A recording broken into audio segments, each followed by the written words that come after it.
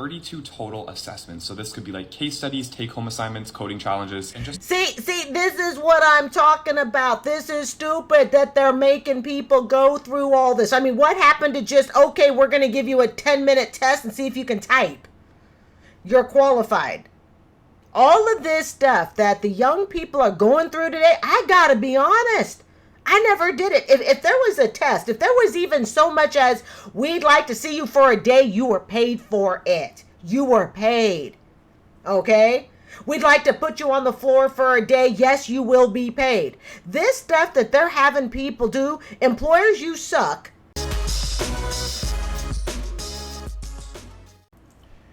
The kitty ears are on.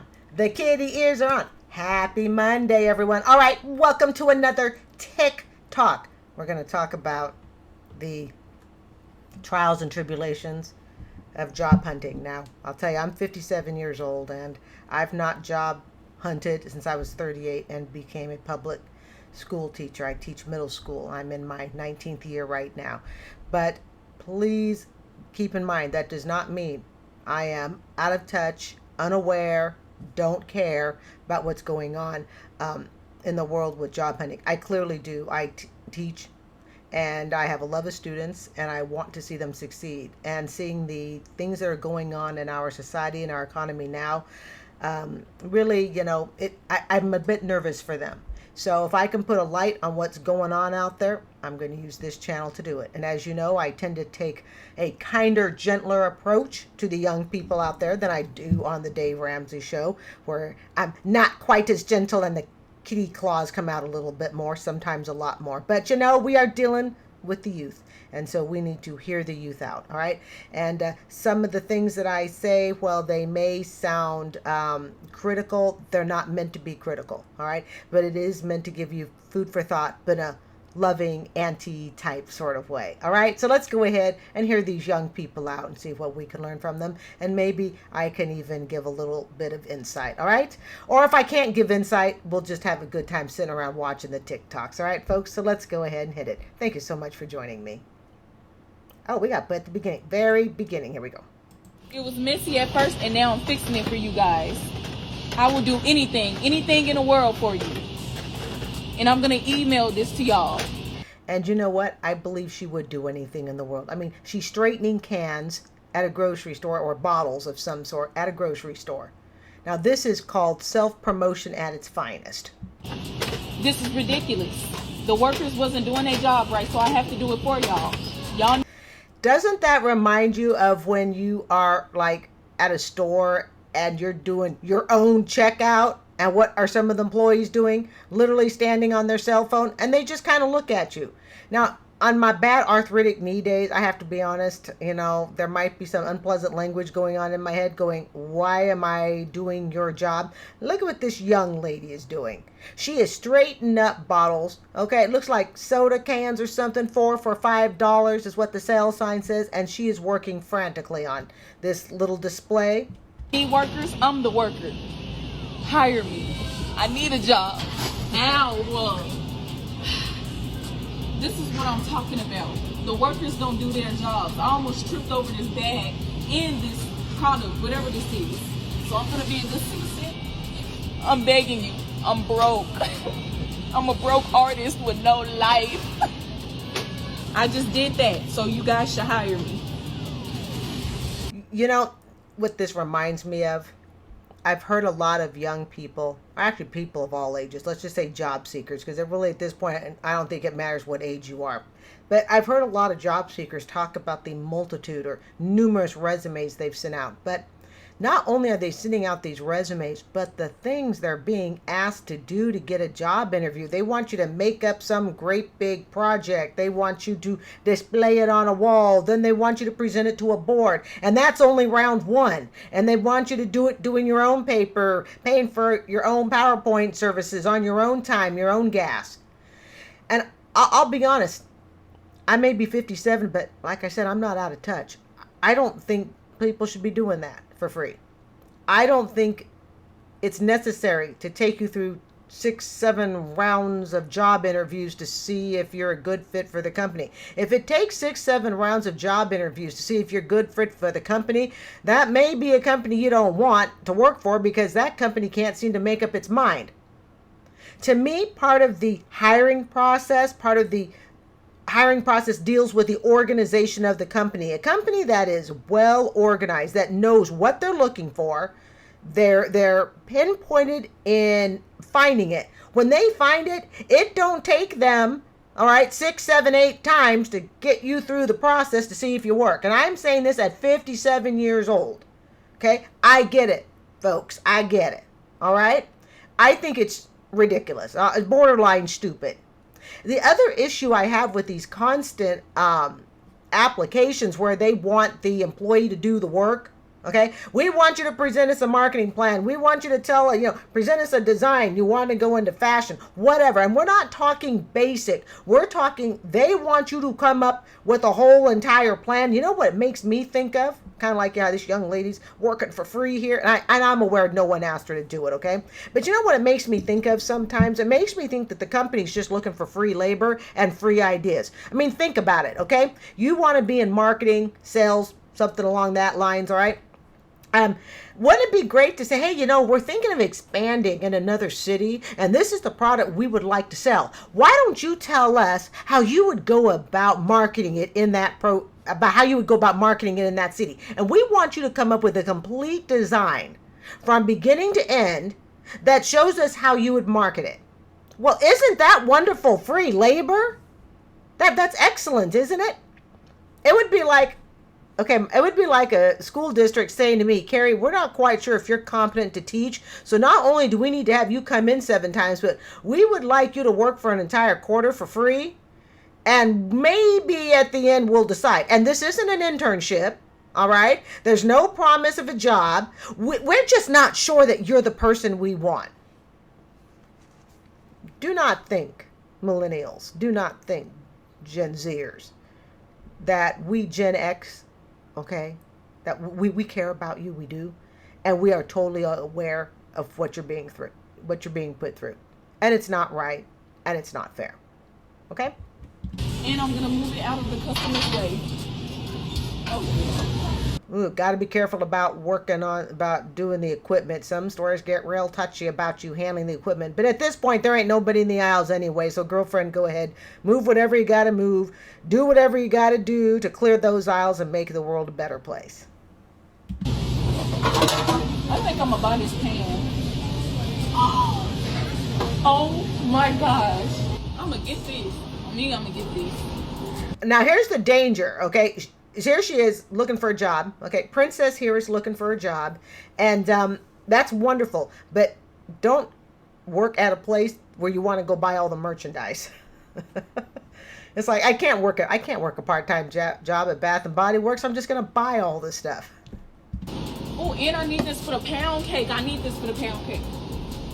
Oh my gosh. I am so freaking pissed. Why wasn't no workers outside? Now me the customer, I have to be the worker. It be kids in the stores and the knives is out. Like, this is not good. I'm putting this back. I'm not even gonna support y'all. Like,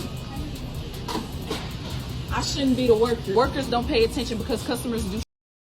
They open stuff, they walk around the store, and they drink it without paying for it. It is called stealing. So I'm going to be a good citizen. And I'm going to get hired for this position. And I'm going to get hired for this job. And I'm going to throw this away for you. And that's why you guys need to hire me.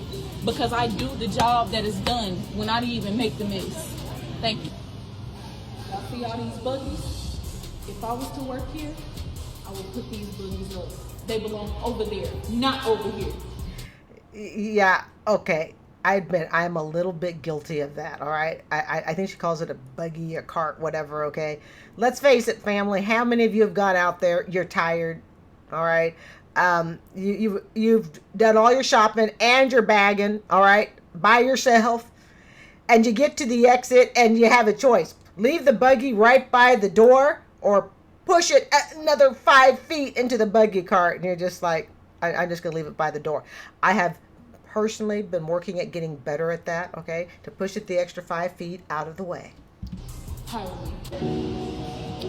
It's just crazy how when you try in life, it don't go the way that you want it to go sometimes. I applied so many times for this position, and this is what they did to me. Yeah, they rejected all of my applications over and over again. I'm so sorry, baby girl.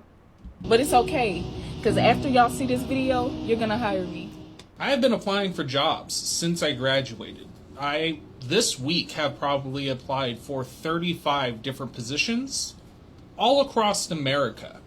His shirt says college degrees don't mean, and then a word that I can't use. These positions are ones that specifically were covered by the degree that I got at Boise State University.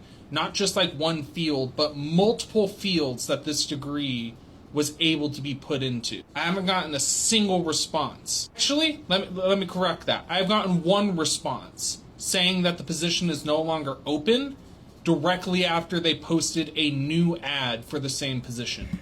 You know, to me, they're resume harvesting, also kind of known as ghosting. All right, job ghosting, whatever the current term is. Okay, but resume harvesting, they're just collecting a bunch of resumes.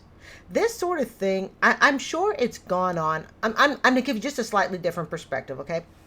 I'm sure that companies have been harvesting resumes for years, all right? Now, just hear me out here, okay? Because I understand it's a real problem. Trust me, it's a real and current problem. All right, legitimate complaints about ghosting, resume harvesting, and all that. But let's just look at it from a slightly different angle. I think this has been going on for years, decades, and decades. Part of the reason this job search, I think, seems so much more frustrating is because social media allows us to zero in on a very specific topic and hear about it from lots and lots and lots of people. So we have to try to keep our positive bunny ears on, okay? And you have to try and remember to keep it in perspective. I am not dismissing, I am not saying that what the people in this TikTok video are going through, what perhaps you're going through, all right? I am not dismissing it. But I do want you, if there is a rainbow of hope somewhere, I want you to, sometimes it's best to turn off social media, but not until after this show is done. When this show is done, then you can turn off social media. But at the end of this show, I'm going to link another TikTok at the very end. So you might want to stay around for that TikTok also, because it's about more debt, all right? But here's the thing. It's easy for us to think that there's more of this going on than there perhaps has been. Social media allows us to take something and just completely magnify it. And that is something that we have to be careful of. Again, not saying it's not really happening, not saying it's not legitimate. Okay, these are legitimate concerns, legitimate gripes, complaints. I'm right behind you, okay? But I also want you to keep it in perspective. If social media did not exist, with the problems that you and I, okay, have gone through and are going through, would it seem as big and great of a challenge? It's just another way to think of things, okay? Be careful about absorbing too much social media on one issue. Otherwise, you tend to think everybody is like that. Let's say your cat never takes a poo inside the litter box. It takes a poo only outside the litter box. And let's say we develop a channel just on cats that won't poo inside the litter box, but just outside the litter box. And we can make it go viral. We can get millions of views. We can get other people to put their cats doing the same thing. And pretty soon we got, 500,000 cats who all poo on the outside of the box, but we forget that there are millions and millions of other cats around the world that actually poo inside the box. Hey, that's not a bad example for almost 9 p.m. on a Monday night, okay? I'm just saying keep it in perspective. And sometimes you got to turn off the TV. I spent all of the money that I have saved since I became an adult on going to college. And now it looks like it's completely useless when it comes to being able to gain revenue in the future. Part of that group, okay, it looks like millennial, okay, maybe an older Gen Z, okay, because it's a young millennial, older Gen Z, okay, probably part of that group that was told go to college. Go to college. You have to go to college if you're going to make anything of yourself. You can't make money unless you go to college, because your grandma and grandpa and, your Gen X parents, that'd be me, we went to college. I applied to 101 jobs in the month of April, and here's how things went. So I submitted 101 applications, 33 rejections I received in the month of April, but I'm not tripping about that. 65 of the applications that I submitted, I never got a response for. So yeah, and that's pretty lousy when they don't respond. Not even a generic, hey, we got your application, get lost. I mean, at least you would have at least you acknowledged me. that signals to me that those applications are still pending. So my focus for the rest of this week and into next week is to follow up on as many of those applications as possible. I got 2 referrals. One actually led to an interview.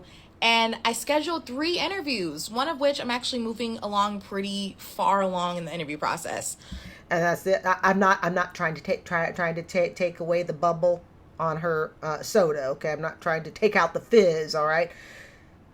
I'm so concerned though that it seems like so many people are going through 6, 7 interview rounds. I mean, in the olden days of the 80s, heck, 3 job interviews, you're probably applying for the CEO position.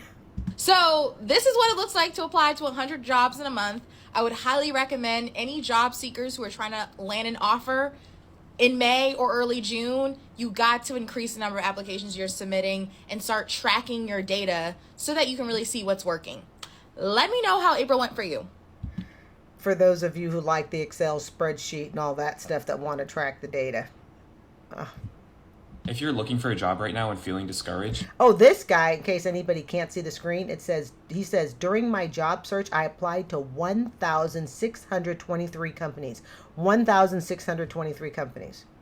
Just know that I applied to 1,623 companies before I got my current job offer. Throughout the whole process, I kept a really detailed list of all my applications, my interviews, everything I did, and I just tallied up a bunch of statistics, and my jaw's on the floor. I cannot believe it. But it may make you feel better if you're feeling really frustrated with the job search right now, so let me share. Okay, I received 795 total rejections. I interviewed with 61 different companies, so 60 of those rejections came after I'd done some kind of interview of sorts. I did 112 total interviews, and the most interviews I did with any single company was 6 rounds, 9 total calls, and I got rejected.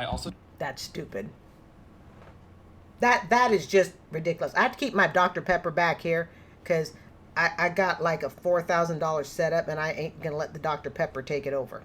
I did 32 total assessments, so this could be like case studies, take-home assignments, coding challenges, and just See, this is what I'm talking about. This is stupid that they're making people go through all this. I mean, what happened to just, okay, we're going to give you a 10-minute test and see if you can type.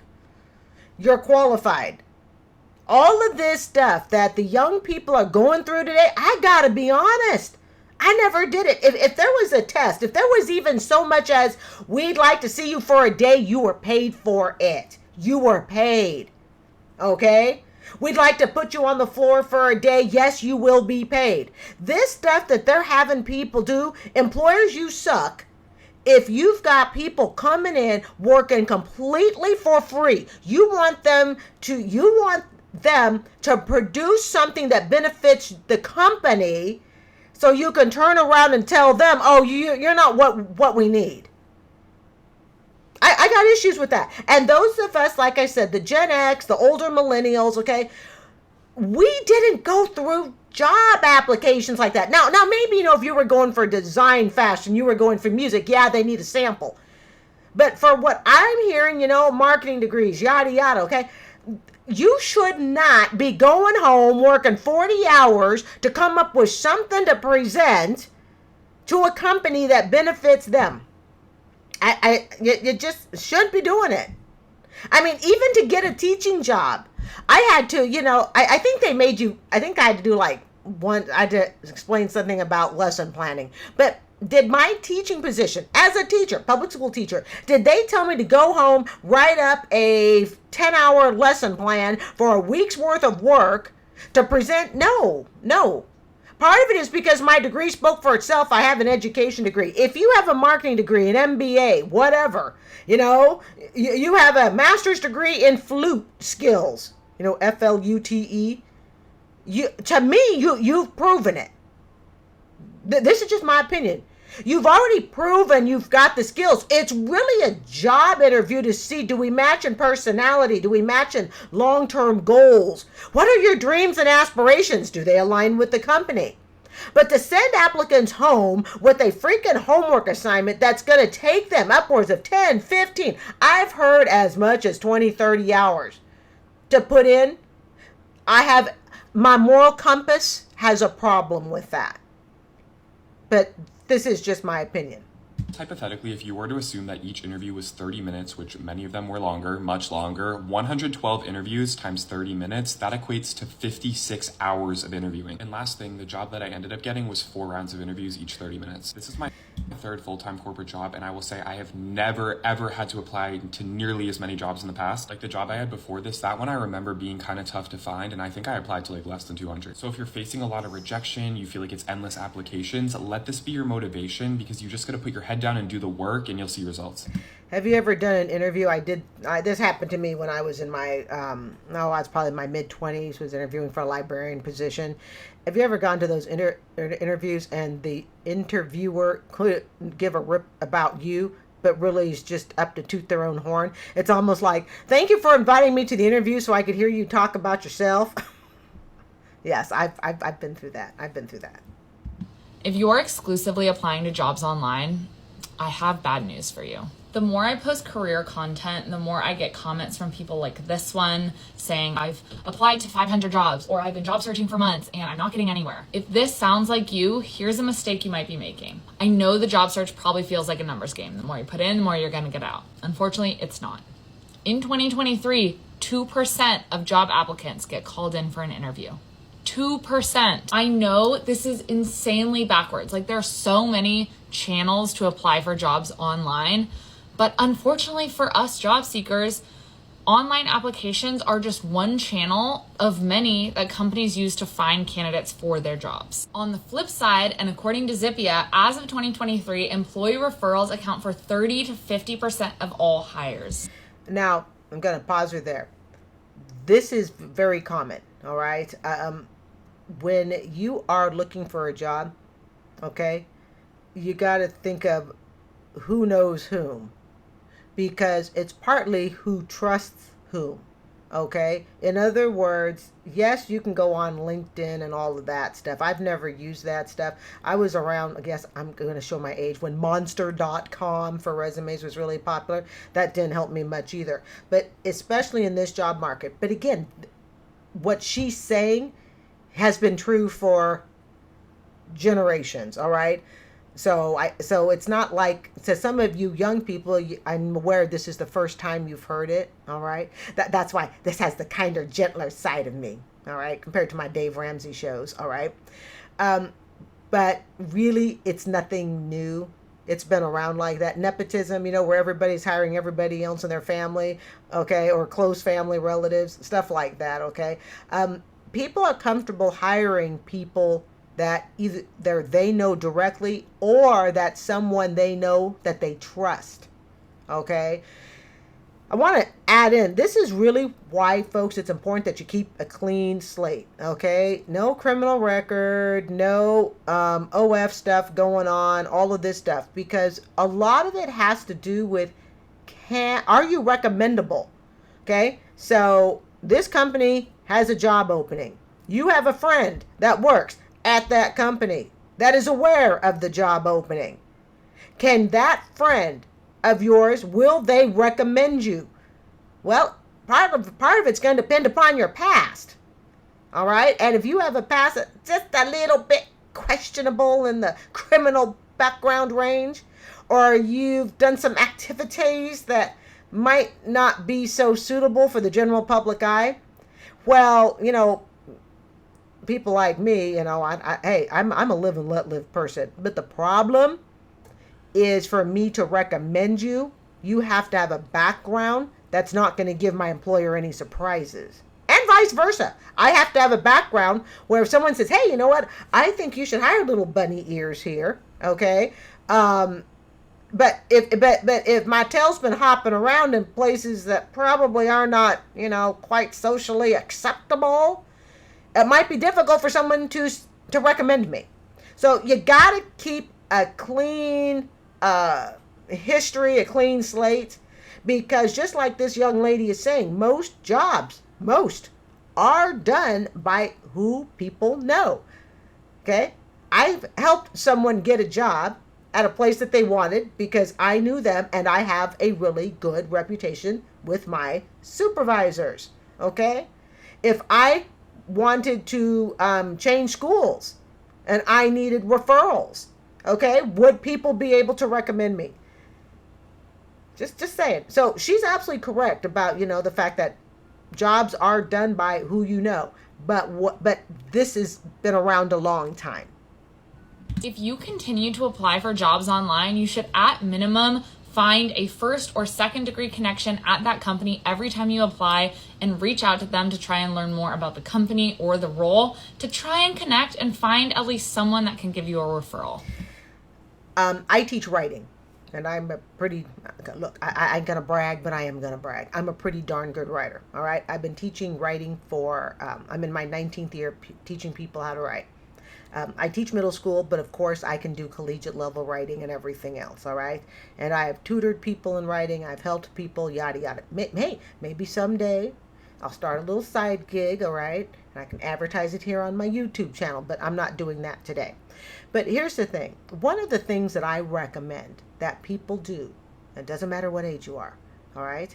One of the things I recommend is when you write a cover letter, keep the cover letter short and to the point, and always, this is why I tell everybody, and I've looked at a lot of cover letters and I've helped people with college applications and all of that. Two things that I always recommend. One, say something about the company. A compliment about the company. Say something about their goals. Oh, you know what? In researching your company, I am aware that this is where you would like to take it, yada, yada. Because that makes people go, oh my goodness, they actually looked this up. Okay? And always focus, and yes, I've helped people with their resumes too, but that's really not my specialty. My specialty is the writing part, okay? Cover letters, things like that. School papers, whatnot. And the other thing, in addition to making a compliment about the company, all right, talking about their visions and goals, the company's visions and goals, always craft it so that you're explaining to the company how you can help them. Unfortunately, a lot of well-meaning resumes, a lot of well-meaning cover letters, some of you well-meaning, okay? The problem is you're telling people the problem is you're telling people you need a job and that they should hire you. And as an employer, I'm thinking, what are you going to do for me? Sure, I can give you a job and, I can help you, increase your savings account and your retirement plan and all that. But what are you going to do for me? And that's how every cover letter, every resume, in my opinion, my professional opinion of doing this for 19 years of writing, okay, without fail, those are two things that must focus on. First, research the company. And I don't mean research it with one quick Google thing. Go on the company website. Find out what that company wants to do. Oh, you know what? In researching your company, I found out you want to expand into the southwest part of the United States. And you better make sure you know where the southwest part of the United States is before you put that in there. All right? You know what? I can help you. How can you help them? That's what it's always about. You got to lift the company up. Don't lift yourself up. Yeah.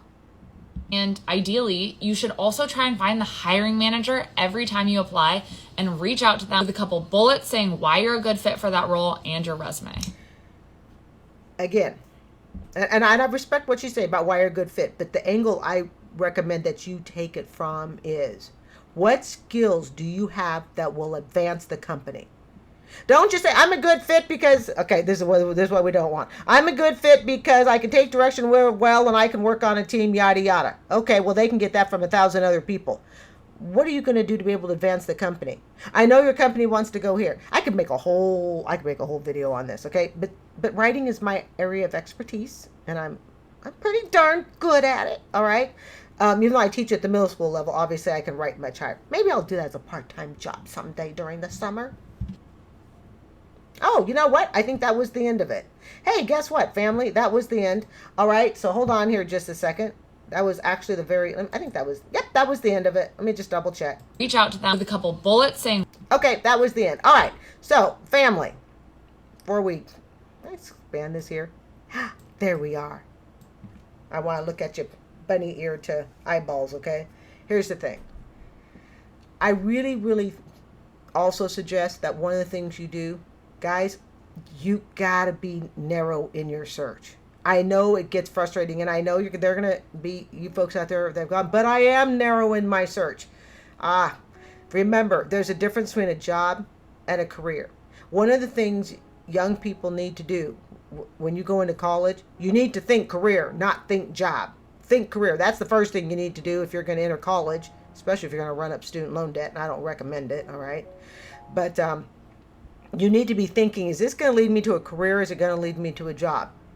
That's one thing you need to be thinking, all right? And always remember this. My dad gave me a piece of advice a long time ago, and he was very disappointed in me. I don't know if it was a piece of advice, but it was a piece of disappointment, okay? And he said, I'm really disappointed that you're just basically, and this is what he basically told me, I'm really disappointed that you're just going for all these jobs. You need to focus on a career. For some of you, this will help you. It's not going to help all of you.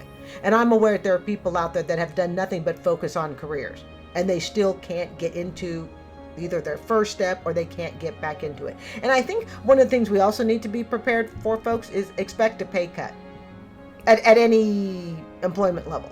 I think trying to hold out for months and months, or some people even years, I'm not going to take a job unless it pays blah, blah, blah.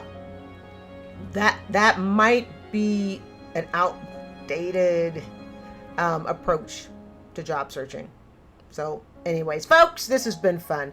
Don't forget, at the end of this video, I will be linking more TikToks and stuff. So if you like this stuff, I'll link a TikTok and a Ramsey at the end of this video. So don't forget to click on that, all right? I will talk to you guys later. Don't forget, we live stream on Thursdays, okay? Love and hugs, everyone. My time is up, and so is yours. Good night, everyone.